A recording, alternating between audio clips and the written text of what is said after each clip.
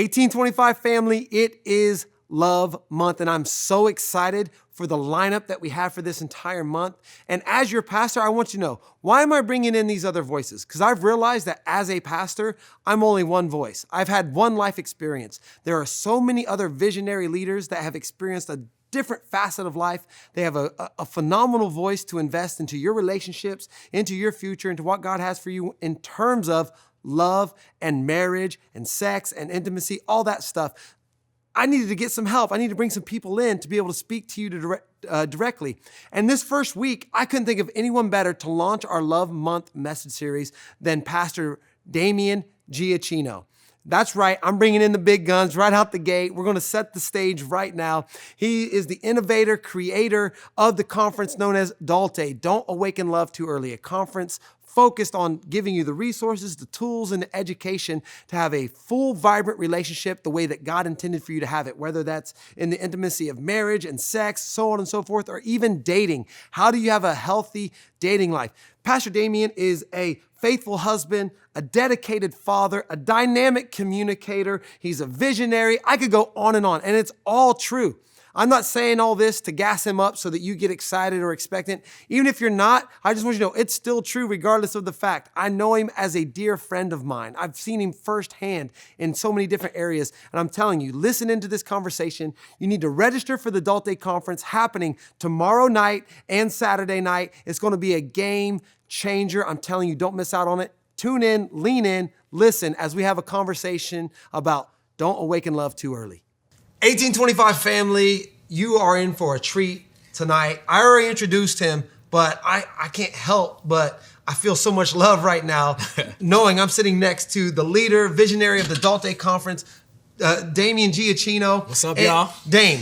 Come on, talk to me. Tomorrow night Yes. is the first night of the Dalte Conference online experience. Yes, sir. You've been able to double the attendance. Yes, God is COVID didn't good. set you back. It didn't. It set you up to have more impact.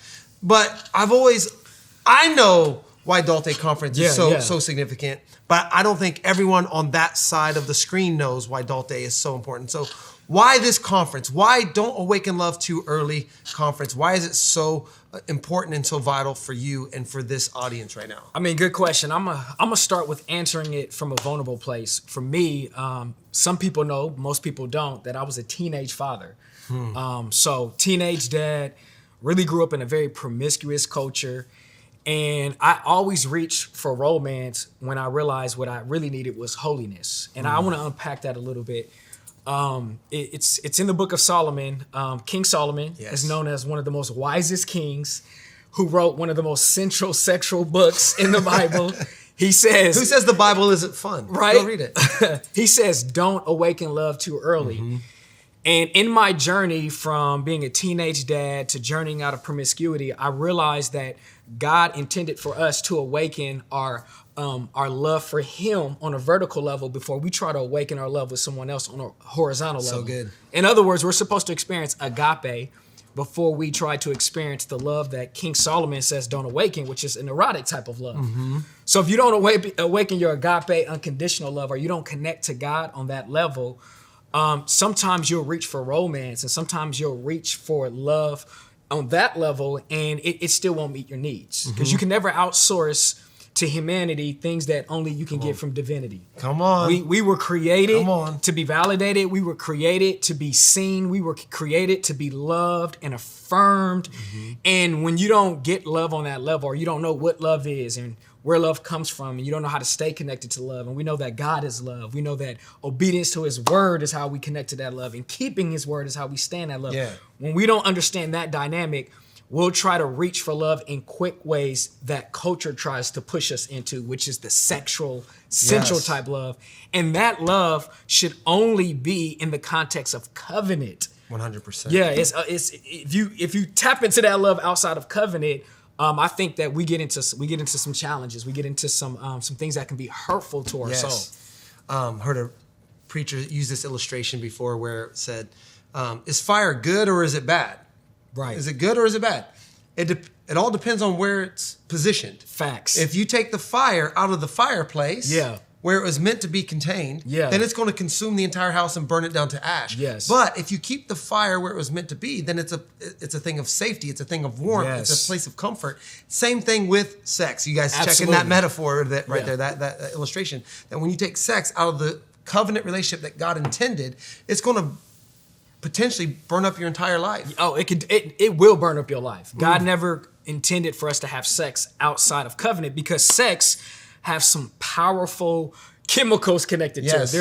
There's endorphins like oxytocin, vasopressin, which are bonding emotions that help you bond with someone for a lifetime. So if you take what God gave us as a gift of sex, it's supposed to be in the context of covenant, and you have casual sex, or you have sex with someone who's not your spouse, what happens is you can become a casualty because your soul can now be, it can be hurt, right? Because if you have casual sex, and if you just pursue the love that the world often promotes, the sensual, sexual type love, without the commitment, then what happens is you may have a physical attraction with someone who you gave yourself to, but as you get to do life with them, you learn that there's no compatibility, 100%. there's no shared values.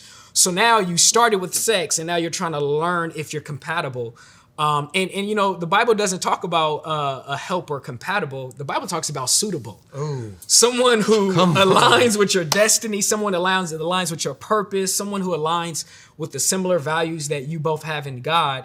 And I believe that that's how God wants to start. He never intended for us to have intimacy before commitment. Commitment should be established.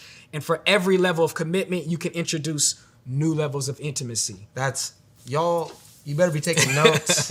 The suitable dynamic versus compatible. Like, how often do people diminish their worth and their value because they have a momentary experience of chemistry? Man, here's another one. Don't choose chemistry over covering. This guy, he's a walking tweet right now. As soon as you're done, you're going to just tweet all this stuff. Chemistry, you may have fun with them. Chemistry, you may have shared values, but covering is they can cover you in prayer. They're not just a good sex partner. They're a potential life partner. They're someone you can do covenant with. And the dangerous thing about choosing chemistry over covering is you might sign yourself up to be in a relationship with someone who you're not equipped to deal with their warfare. You're not equipped to deal with their pain, their past, their experience. See, when I married my wife, Stacy, because we practice healthy boundaries, I got a chance to get to know her life, to see if I'm even equipped to handle her trauma, her pain, her experience, and vice versa. She got a chance to see, can she handle me? And as we did life together, and we did it in the context of community, we did premarital counseling, we realized that God has equipped us and aligned us in a way to where we're suitable for each other, not just compatible for each other. So one of the questions that this demographic has asked is, well, then how do you appropriately address, one, your own sexual history and their sexual history to like you're talking about the covenant and the chemistry, they want to know, how do we address that then in the most appropriate Christ-centered way? Like, you've done it. You had your history, and you've established that. You were a teenage father, et cetera, bringing that into that covenant relationship. How do you address sexual history when you want to make that covenant commitment? Yeah, I think, so personally, I think we shouldn't even be dating or trying to pursue someone until we're ready for marriage. Okay. So if we haven't addressed our own sexual history, and to the degree we're managing it now in healthy ways, I don't think we're ready to try to address another person's sexual history or try to pursue them. For me, once I kind of got into the Word and I realized that sex is something to be celebrated, the world perverts it. The church often puts it in this place to where it's good, but they don't talk about how great it can be in the context of marriage. I think once I kind of realized that it's a kingdom thing, God, it's beautiful, it's to be celebrated, then I embraced my sexuality by giving it back to God. I think it's hard to manage your sexuality and let you give it back to God, meaning that God can help me with this. I think it's super hard. Like for me, I went from a life of promiscuity, lost my virginity at 14. I was a teenage dad at 16, and all the way to about 23, just super promiscuous. And when I encountered God's unconditional love, and I realized I was reaching for romance where what I needed was non-romantic type love. I needed spiritual fathers. I needed friends. I needed that type of love to attach to before I tried to attach myself to a romantic type of love. And it took time. I gave myself a lot of grace. I learned my triggers, right? Like one of my triggers. You can't be wearing that perfume, girl. You just can't. I stopped hanging out with the opposite sex by myself. Like I'm not at, I wasn't at Stacy's house hecka late because I know what that's gonna look like. And you're a grown man at this point. Yeah, grown man. Well, let me back up. I did hang out at Stacy's house, cross lines, didn't have sex, and I realized that this is a boundary, and this is a trigger for me to be at her house this late. Let me make an adjustment to protect covenant. Just take notes. How often, this happens all the time, I'm looking at a grown man or a grown woman within my ministry and say, hey, put a curfew on yourself. Yeah. Oh. And this is the look. Yeah. Yeah. Like, I'm an adult. Like, what do you mean a curfew? Once again, if you want to guard your future covenant relationship, you've got to begin to insert the respect and the boundaries now, like you're talking about.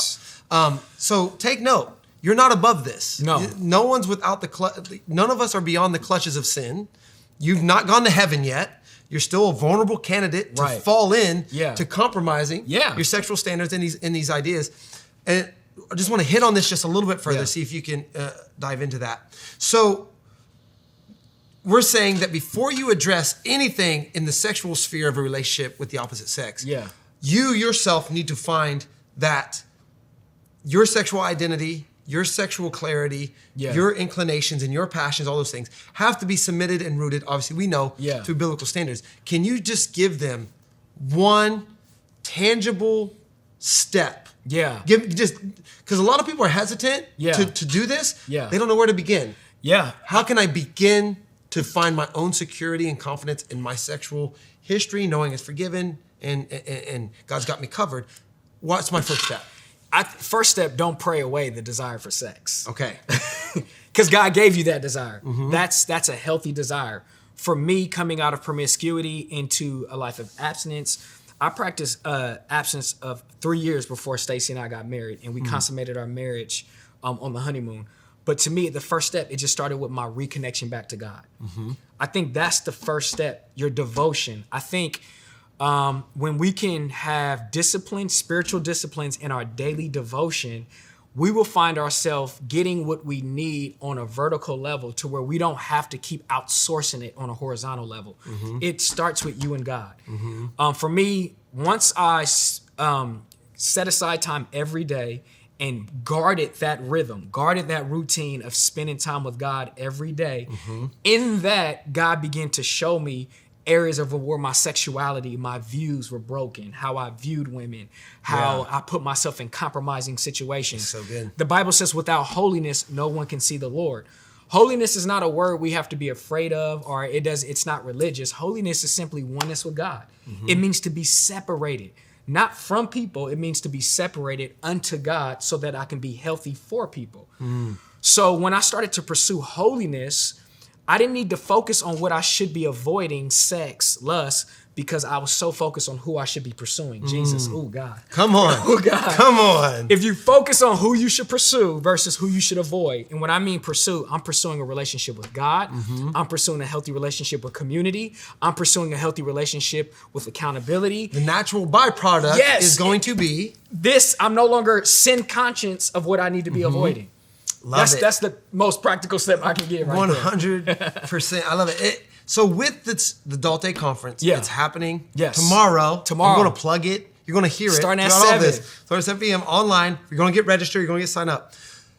There are so many things that we're covering. I want you to be able, there's so many things about the sexual, the sexual Christian and the convictions that we're supposed to have.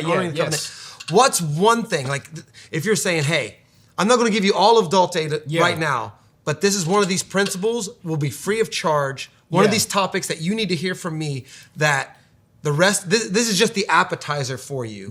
What's one keynote, key value, key idea, key thought that you want to be able to communicate right now to make me come back tomorrow? Yeah, it's so many dynamic speakers, so many great content.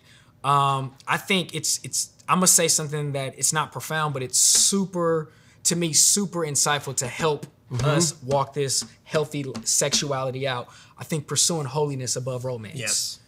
My Holiness oneness over with God romance. determines my readiness with the person I'm interested in. Okay. My oneness with God. As I pursue God, and again, holiness is it's not about how you look. It's not about your behavior. It's about your pursuit after God. It's about your character after God. If we can pursue God, then I think that would help us determine when we're ready with a boy or a man or a woman or whatever the case may be. Yeah. Yeah. You guys heard it. This is the visionary. This is the innovator. This is the person that God is using to launch this Adult Day Conference. You will not want to miss it. But here's the last thing I want to set And I know this holiness is not a sexy term, bro. Well, I mean, even for most people, that term holiness, the idea behind it, it comes with a religious context. Yes, it does. And it doesn't, most people don't understand it in the relational dynamic. Right. That we're to be holy as He is holy. Exactly. We begin to learn the principles, the characters, the dynamics, the attributes, the intentions of who God is through these practices. Which gives us the capacity to love adequately. To fulfill the covenant commitment. So I'm telling you, if I can add something, like the holiness also helps us to understand that we should be having non-romantic relationships before we try to pursue romantic relationships. Forming healthy attachments that are non-romantic is crucial to us having healthy boundaries when we are in a romantic relationship. guys, I'm telling you, you do not want to miss this conference coming up. All right, I want to send it off.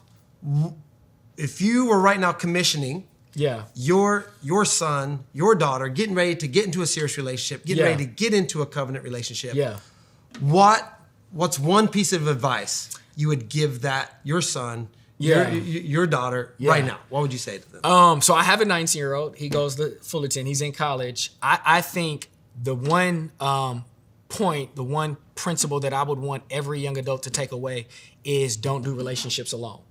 Do it in the context of community. Because there's blind spots that we don't see about ourselves or about somebody that we're interested in. And if you do it in the context of community, in community there's accountability, in community there's grace, in a godly community there's truth, there's resources.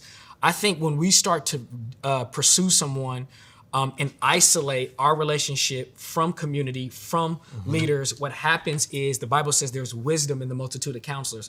We're missing the wisdom that we need. Because, so not an echo chamber. No. Not, you know, people around you going to tell you what you want to hear. Right. But counselors. Yes. And there's a difference between someone who holds you accountable and you just making a confession. Like there's times where someone is like, man, Pastor Damien, you know, I'm just coming to you because, I want to be held accountable. And they would tell me what they did. I was like, well, that's not accountability. That's a confession. Accountability is before you gave into the temptation, before you were interested in doing what you are now confessing, you let us know.